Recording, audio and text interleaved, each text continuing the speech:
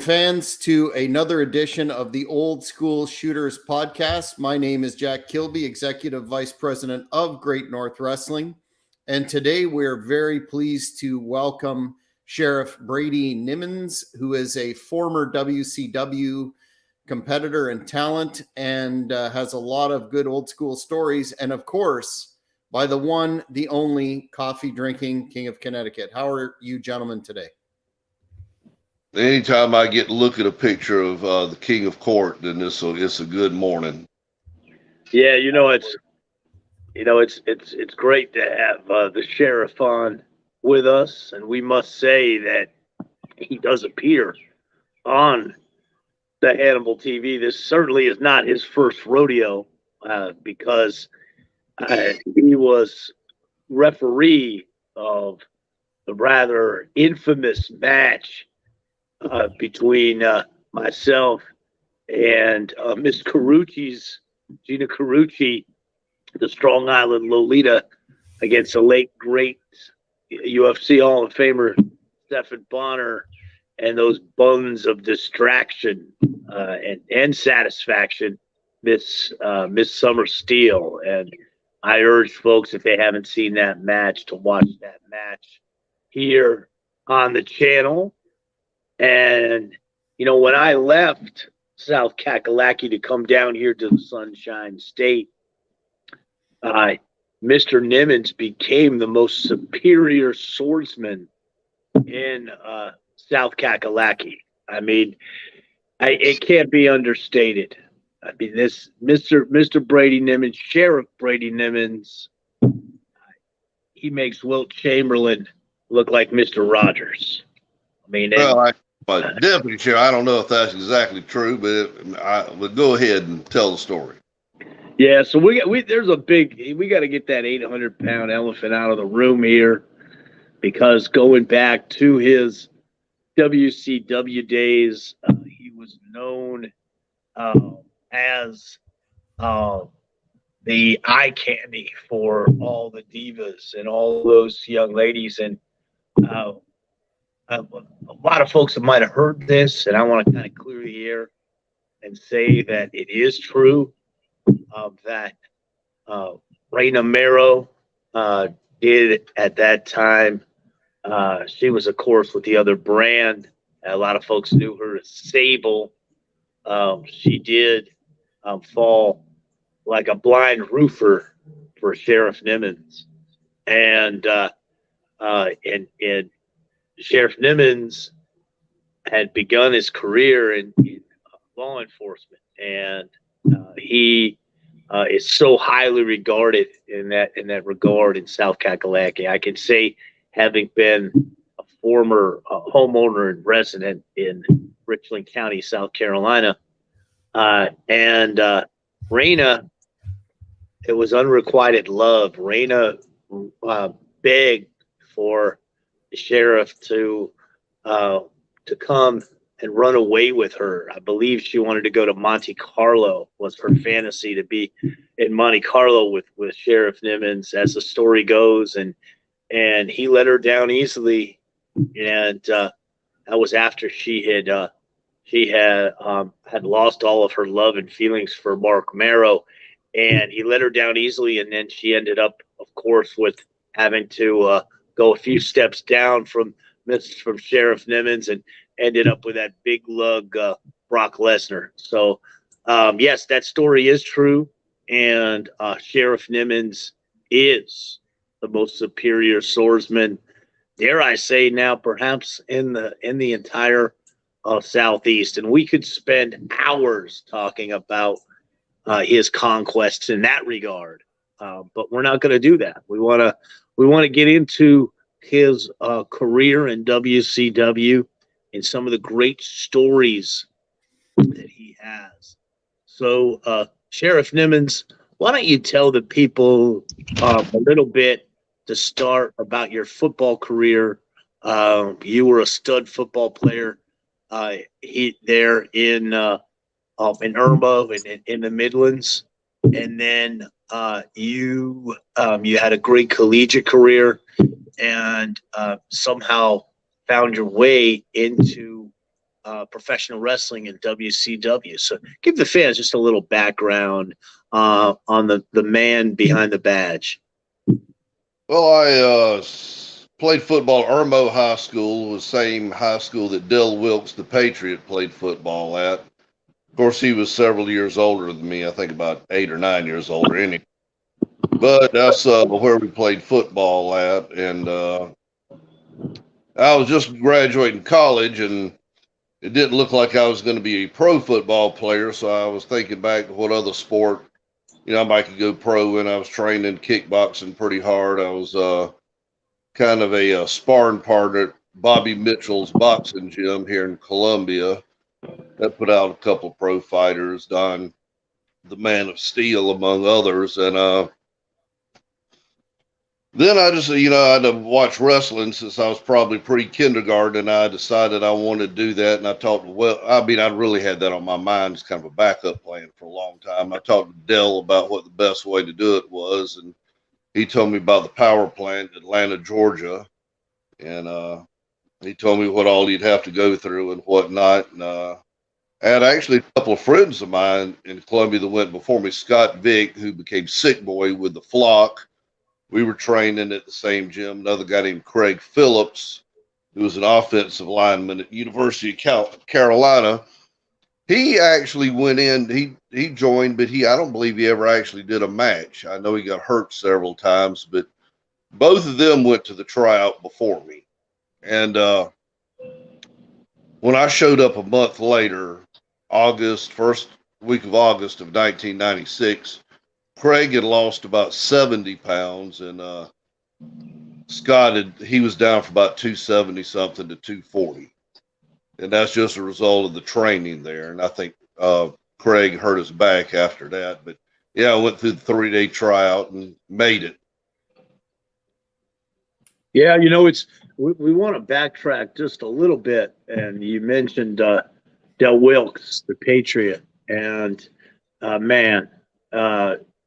arguably the greatest football player ever to wear a Gamecocks uniform. Tremendous athlete, and folks know him in professional wrestling as the Patriot. I had the absolute pleasure of hosting some Gamecocks events with him at the old Burger Tavern 77 Match Vansky's spot in Columbia, South Carolina. And man, what a great athlete, what a great guy. He recently passed away, and I want to give you the opportunity to speak of your friend Del Wilkes, the Patriot. Yeah, well, actually, the last time I talked to him, he had called me up about doing a podcast. We're going to get Sarge on there, and Wrath, Brian Clark is going to, I think it was a Tuesday, called me, and we were going to do it on Sunday. Matter of fact, I was working. I was walking around the USC football stadium just to stretch my legs out, and I went over to a board that had his name on it. Has all the team captains from like the 1800s on. And that was the last thing we were talking about were the wrestlers we knew who died. And again, said, we'll do the podcast on Sunday. Next morning, I flip on the phone, and there's Del Wilkes, RIP, all over the Facebook page. Yeah, it's unfortunate, but we want to talk about his life and his legacy in South Carolina with the Gamecocks and with professional wrestling, both WCW and the old WWF. So talk a little bit about what he meant to you in your life as a football player and a professional wrestler.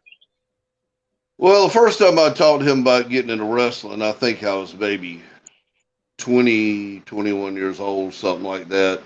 I believe he was American wrestling or whatever he was doing, the trooper gimmick at that time. He was not yet with WCW. I remember we went to a boxing ring somewhere, and he showed me a few basic things, worked over lockup and just some other things we could do without really having a good padded surface. You can't run boxing. run the ropes in a boxing ring, and that kind of gave me a little head start of what it was about. And then, you know, he's a good guy in the gym, being about 280 pounds lean. If you wanted training advice, he was good helping you with your weightlifting. So he was always there. Now, we trained at a gym called Sports Gym forever. And then right around 93 or so, there was a Gold's Gym that opened up. And I think we both got a membership there. And that's where we had a real last conversation about what to do to get into wrestling. And actually after that, well, he was Federation, then I was WCW, but I'd still talk to him from time to time. He always has some pretty good advice and telling kind of inside stuff about what's going on. Yeah, you know, his tag partner was Buff Bagwell there at one point in the old AWA, and I believe the last media that he did, Dell, was an interview alongside of Buff, and Dell looked well. So yeah, gone too soon, man. R.I.P. And you mentioned you trained in a boxing ring, and you're very well known as a combat sports athlete throughout the Midlands yourself. And we have a mutual friend in Mr. Stanek, good old Billy Stanek, who has a White Rock boxing gym. Give your thoughts, if you would, to listeners in the Midlands on Mr. Stanek and what he really means to the community there. Yeah, Billy Stan's a great guy. He I can't remember the year, somewhere around 1993 or so. I'd somehow or another I ended up at his house, I know, to watch the Foreman Holyfield fight. That's when I first met them, because I had a friend of mine who was trained at his gym. Then I remember a couple of years later, Dad, I was doing some martial arts, and then I talked to Stanek. I started working with some of his boxers. I remember he took me, and I'm trying to remember his name. Stan Huey was one of his pro fighters. And we did a lot of training outside. We'd go to, like, I think a rec center where we'd like run a little course, and he'd hold the mitts for us. And that was probably my first introduction to boxing. Yeah, you know, if listeners want to see the gym that Billy Stanek owns in Columbia, it's actually up in the Valentine, South Carolina area. They can go to an interview that I did with world kickboxing champion Anna Crutchfield, who was from the upstate, and she's in there in the ring and talks about her career and talks about Mr. Stanek and what he means to her career and her father, and it's a great interview. But yeah, it's such a cool area. You know, I lived in the Midlands for 13 years and love the area. And Sheriff Nimmons is a legend there in the Midlands for so many reasons, as a sheriff, but also as a combat sports athlete. I know that when we first met, Brady, you were training with Mark Mills, and I've had the occasion to do seminars there at his school. And we wanted to bring the Beast in, Dan Severin, in for our program for training law enforcement. And Brady's always been about having the guys be as fit as possible, and talk about what that means to you, you know, in your life, fitness and combat sports. Well, I remember I had a weight set at the house, and I remember when I became real religious about lifting, I cannot remember the name of the show. It might have been The Fall Guy, but Lou Ferrigno played the bad guy in it. He worked at a hospital. I remember the episode, and he was a serial killer and believed he was the incarnation of a tiger.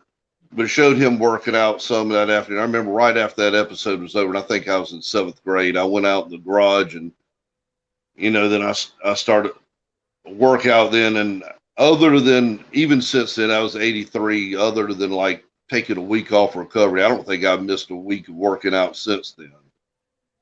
And, you know, I tried to get into martial arts somewhat around 12 years old, but I didn't really started training consistently into that till probably 90 to the late, well, no, about 2002.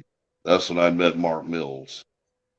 Yeah, and all of that training that you've done coming up, and your football career as a collegiate football player and a high school star really helped you with the power plant. And we talk in old school shooters of how rugged it should be and how difficult it should be to get into the business, and it really was with the Sarge and with WCW. And there's a guy that folks will know very well from the UFC that came through there when you were there. Brady, you want to tell that story? Chael Sonnen. Yeah, I didn't know who he was at the time, but he went through the tryout, and I mean, I didn't. That's before he became a name in mixed martial arts. But I've seen him on. He's got a YouTube video. He talks about the training center, and he said at the end of it, he barely made it. And emphasized by saying it twice, he barely made it through the trial. The trial was pretty brutal. We had about an 80% fallout rate there because really, to get WCW at the time, the deal was you just didn't quit at the trial. If you stayed, you were on. And I think I had 12 to 15 in mind. I know I had one guy that claimed to played football for Southern Cal and some other people. And there were 3 of us finished it. And one other guy came back, but he didn't stay around that long. That was in my group. But after it was over, they called me in office and they were honest with me. They said, we don't see any superstar potential in you, but we could be wrong. And they laid out how hard it is, but said, if you want to come back, we'll train you from here on out. We'll do everything we can for you. And I lost a good bit of weight trying to get into cardiovascular shape to be able to make it through the trial. So I think I was only 215 pounds or so when I went through the trial. It said, you need to put on a lot of weight. You got to get a lot bigger than this. And actually, that's how Ernest Miller breaking my arm helped me out. I'd actually gotten smaller from the training. I dipped down to about 195 pounds, and they were flat out, we're not putting you on TV looking like that. And I was doing a training with Ernest. I threw a spinning back fist. He set back in a knife hand block, and it broke my arm. I didn't even realize it that day. About 2 days later, it seemed like it was still hurting. And so I went to the doctor and had an x-ray, and you could see the bone clearly severed. But anyway, the 4 months I had to wear a cast, I was able to eat properly, work out, and I built up to about 230 pounds, and that was good enough for them. That was very lean, 230. Yeah, and you've got another great story from that time period about Bill Goldberg. Goldberg, he was a great guy, great athlete, but I remember the very first day he came in, he didn't have to try out like the rest of us. As a matter of fact, I think they put him on contract before he did anything. And he finally was like, talked to Dallas, said, well, I've been getting a paycheck. What am I supposed to do? And then he found out, said, well, report to the training center. But I mean, they put him through pretty hard a couple of days, and he decided what he wanted to do. But I remember one day in working out with him, because, his famous line is, who's next? We were training and we were doing something in the ring. He was immediately to my right, and he was hung over the ring trying to catch his breath like everybody else. And he looked at me and said, what's next? I said, usually we go outside and run wind sprints. And he said, I'm not doing any wind sprints, and then hung his head back down. What's next? Yeah, that's a great story. And before I turn things over to Gentleman Jack, I just want to ask you real quick about you were pretty tight with the hard body Harrison. Well, when I first went there, I needed a place to stay. He invited me to stay with him and another guy, and that was an experience. Yeah, I didn't stay with him about 2 months before I moved out and got another place. But yeah, I mean, I trained with him the whole time I was there. I rode some indies with him. He had an indie show that he did. I worked at, and yeah, so I got to know him very well. Yeah, and folks know his story and it's actually his story is not that dissimilar or out of place for professional wrestling. If you read my book Rough and Tumble that I did with Eric Paulson on the history, we talk about Mildred Burke. She was the first big lady wrestler. She came out of the carnivals, and she and Billy Wolf were basically, and I'll just quote Frankie Kane, the great Mephisto from the book. What he told me was, if you wanted to be a wrestler, you had to fuck both of them and whoever they told you to. So that was similar to old Hardbody. So it kind of gives you the shady backstory to women's wrestling. And I want to turn things over now to the man that folks affectionately know as Gentleman Jack Kilby. Thanks, King. I wanted to ask you, Brady, about you had a match back in the day on television when you're teaming with David Heath Gangrel, which I'll ask a follow-up on, but it was against the Faces of Fear, the Barbarian and Haku, who I guess was going by Meng at the time. Mm-hmm. Talk about, and I understand from our pre-conversation that was, you had a total of one pro match prior to that on the indie circuit. Can you describe the experience finding out that I guess you see your name against theirs on the board, and what they were like, given the fact that Barbarian, for sure, no disrespect to him, but Meng Haku is one of the most renowned, if not the most renowned, tough guy in the business. Yeah, it's unusual to do that after only one indie, but what happened was, I'd done my independent match, and Pez Watley it was a 6-man tag. He was one of my tag team partners. But anyway, time that I should have been doing the indie shows is when my arm was broke, because I'd been around about 5 months at that time. I had experience to start working, but anyway, like I said, my arm was broke. So when I came back, I went to the next Orlando thing, and there was a loft we were all in, I guess you'd call it. And, they had the ring set up, the crowd came in, and you'd see your name written on a board, what you were doing, who you're working with, and whatever. And it was written on me and Dave Heath versus the Faces of Fear. And at first I was like, who's Dave Heath? And then when I was introduced to him, I saw him around. I just didn't know who he was. So we started a tag team from there. And I'd already actually met Ming a couple of times. He was actually, as tough as he is, he's actually an extremely nice guy. I worked security at a WCW show about 2 months before I tried out, and I ended up getting in a conversation with him. He asked me to go bring his car around for him, and he was actually a very nice guy, so I wasn't intimidated by him, but everybody said, lay it in, said, whatever you do, don't act like you're taking it easy on him. They'll consider that an insult. Said we chop them, hit them, whatever, lay it in. And it did scare me a little bit in the match. I was kicking a Barbarian in the stomach as I was supposed to. And one time it just slipped right up and slapped him right in the face, like, oh, no, I'm going to pay for that. But he never mentioned a word about it. And it's well, you kind of oiled up, and he just kind of slipped and slid right on up there. But it was a great learning experience. Do you have any other notable matches from your WCW tenure? I know you have discussed on the King's old program, King's Court, about your match with Glacier, who I understand a book is being written on as we speak by John Crowther, who did the great book on the Bushwhackers. Do you have any reminiscences from that match? Yeah, that might have been my best match. It went perfectly, I think. It was close to perfect as you could expect. And, he was happy with it then. I was happy with it. He gave me a lot of offense. I got to use my finishing maneuver on him. It just didn't finish him. And I actually did a bunch of matches as they were always taking me down there for the Orlando shows. Scott Putski, worked a good match with him. First match I did, Lodi, with the Flock, Brad Kane, was a tag team match. We were at Hector Garza and Liz Mark Jr. Hector and Liz Mark couldn't speak a word of English going into it, and I thought I spoke a little Spanish. They couldn't understand a thing I was saying.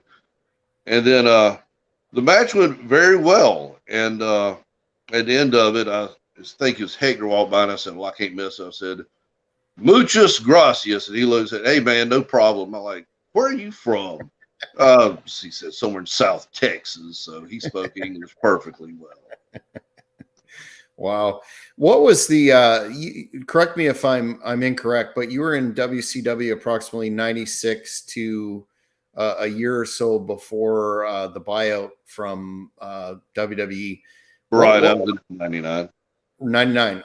What was the atmosphere like during in the company, backstage, etc., given the fact that that was a the most successful tenure any company not with a McMahon in charge had in terms of business, pay-per-views, draws, etc. What was that atmosphere like? Well, it was great up until the end, but I remember, somewhere in that 99, I think he was in the power plant. Brad Armstrong, that actually is the first one that told me. He said, they're canceling the Orlando shows. This isn't going to be good. And from our perspective, everything was great, but ratings started slipping a little bit then. And when they did away with the Orlando shows, which canceled the WCW Pro and WCW Worldwide, then a lot of people weren't really needed anymore. And then they kind of started cutting at the bottom, and I was one of the first to go.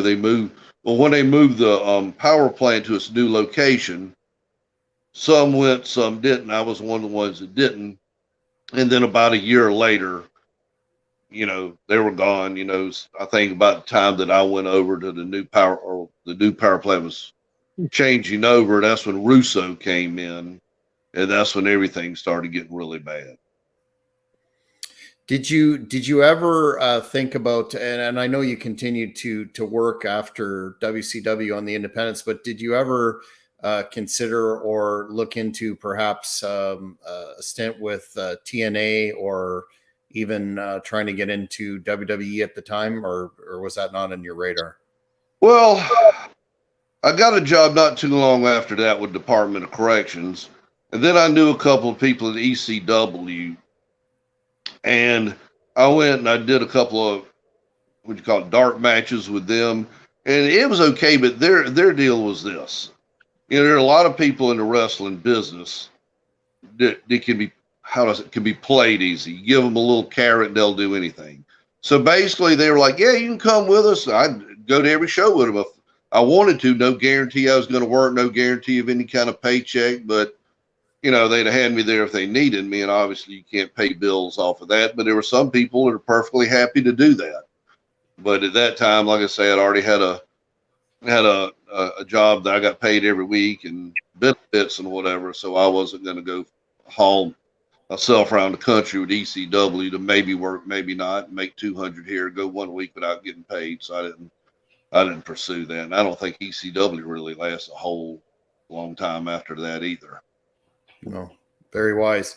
Now on this show, we ask each of our guests, a philosophical question, if you will, and that is, what does it mean to be old school to you in these chaotic, some would say, very desperate times that we live in, when old school values, etc., seem to be in decline in some sectors anyway? Now, are you talking about in the ring or just in society in general? Just in society in general. Well, it's like as an example of that. I remember about time I was in kindergarten stuff. My mom would take me grocery shopping or wherever. Be like, "Do I need to lock the door?" "No, don't even bother. We're not going to be going that long." And it was a different time back then.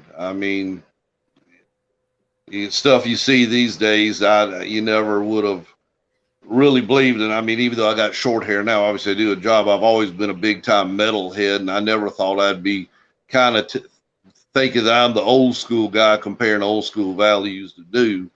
But it's definitely, I agree with you. It's definitely going way downhill.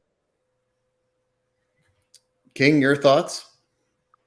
Yeah, man. I mean, we were talking about this with GGP, Jack. If you remember, I said how this music is destroyed, like it's part of the destruction of the minds of the young people. This mumble crap where you can't even hear what they're saying. And I love metal, man. And if you go back and you listen to, if you listen to Motorhead, if you listen to Megadeth, if you listen to old Metallica, if you listen to Ozzy and Black Sabbath, those songs, and you look at the lyrics, they're intelligently written lyrics, man. That a lot of times are about things on the world stage. You know, songs like War Pigs. Look at all the Motorhead songs like Brotherhood of Man. The lyrics make you think. They open up your mind in metal. And I'm a big fan of American music, going all the way back to original blues songs. And Brady will appreciate, you know, our old hangout Hooters in Harbison in Columbia, South Carolina, when I had the beautiful young black girl on my knee, one of the servers and her brothers, and I was educating them on one of the first American blues song from the turn of the century, the song Delia, which has been remade by Johnny Cash, by Bob Dylan, by John Cougar Mellencamp, a lot of these white singers, but it was originally an old black blues song. And, you know, I'm a soulful son of a bitch, Jack. You know that. And the way that I sing the blues, that's American music. The music has a message, and music defines the culture. It really does. You know, we do everything on this show from Frank Sinatra. Of course, I've Been to Town is our theme song, to some of these country classics. And we're going to do one now to close out the show. But yeah, man, metal is old school nowadays. It's old school. And we are old school and proud of it. You know, I tell people I've earned all these gray hairs. I've earned being a silver sage, you know, being a beacon of wisdom to these youngsters. I was just coaching at the Rotary Wrestling Clinic here, or wrestling meet here rather, yesterday and Friday. And when I'm on the sidelines with these young athletes, I'm the silver sage. You know, I'm passing on my knowledge, not just of on the map, but the knowledge of life to these younger people. And it's up to guys like us. It's up to guys like Sheriff Nimmons and you up there with your shoot job, Jack. It's up to guys like us to educate these youngsters, to remind men that they're men. And I've always said this many times, and Brady knows this in his own life. When you remind a woman she's a woman, she'll reward you for being a man. That's old school. We're old school. And I want to say, before I sing this song, I want to give Brady, talking about old school, the opportunity to talk, since he's got so many young ladies throwing themselves at him in the Midlands, about some of these witches. And I'm going to give him the floor to talk about witchcraft and some of these young ladies that are witches in the Midlands of South Carolina and throughout the South. Well, it's kind of weird how me and the King got on the conversation of witchcraft, but then he kicked in, and he really had a lot to say about it. But you know, there are witchcraft stores all over Columbia, South Carolina. You probably wouldn't even know what they are if you just rode by them. But how I get brought up, so I've had several girls contact me and tell me that I'm going to be theirs and this, that, and I tell them I'm not Israel. They flat out told me, no, I'm a witch. I'm casting spells on you, and I've got stuff in the mail. One time I got this package supposedly from Myrtle Beach. I know it wasn't from Myrtle Beach. I had candles in it, gemstones, pentagrams, and That's something a few years ago. It's like I didn't know anything about witchcraft. Then all of a sudden, I seem to be running into them everywhere. And so far, none of their spells have worked on me. I haven't gotten with any of them, but they seem like every one of them seem like they have some mental health problems too. I think the two kind of seem to go together. Just one last little example. Like there's a place at the mall opened up. It seemed like just a harmless gem store. And I walked in there and I just tested it. I'd walked up to the girl. I said, well, if I was buying a present for a Satanist or a witch, what would you recommend in here? Oh, anything in here would be a great present. And I'm like, oh, yeah, and you practice witchcraft? Oh, absolutely. Okay. Well, you know what? When my payday comes around, I think I can come back in here. And that was the last time I was in there. But that's how it goes.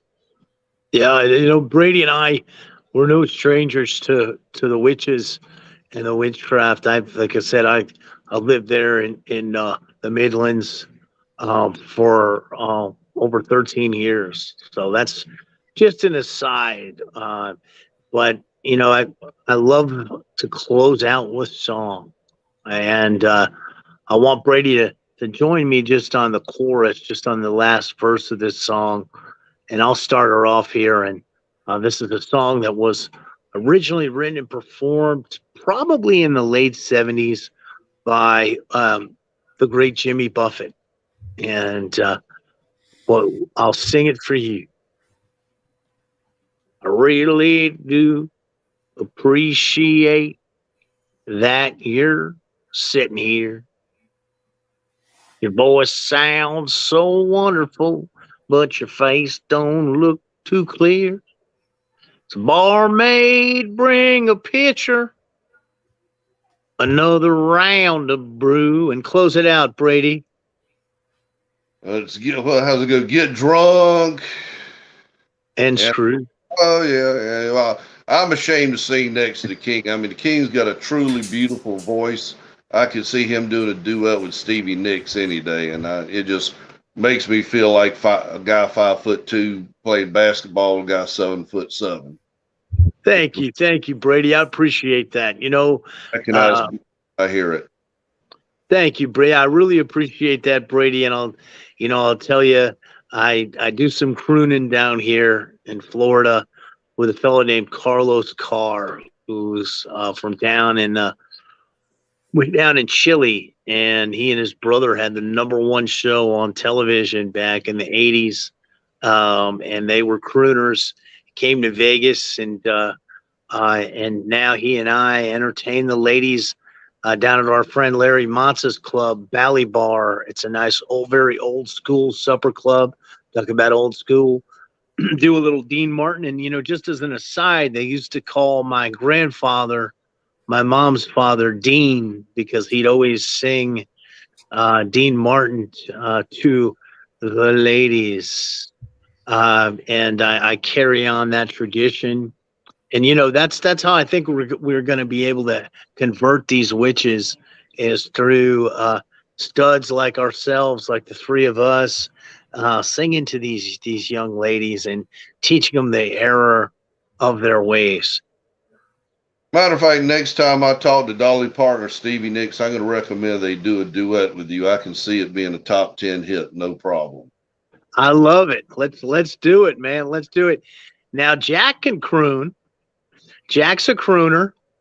Jack, you want to, before I close out with the tagline, you want to give us a little verse from our lead Frank Sinatra song from the chairman himself, I've Been to Town? No, I'll do a different one. I've been practicing. You've been kind of influencing me to expand my repertoire and fine tune what is essentially I think what I lack in verbal or orator ability, I make up for an emotion. Much like you, when I'm crooning something, you can't fake the emotion that comes out, and that's what the whole process is about, right? Conveying that emotion to the audience. Absolutely. So here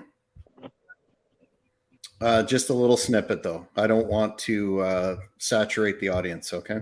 Don't give them too much, Jack. Don't give them too much. I have a few, but then again, Too few to mention. That's it.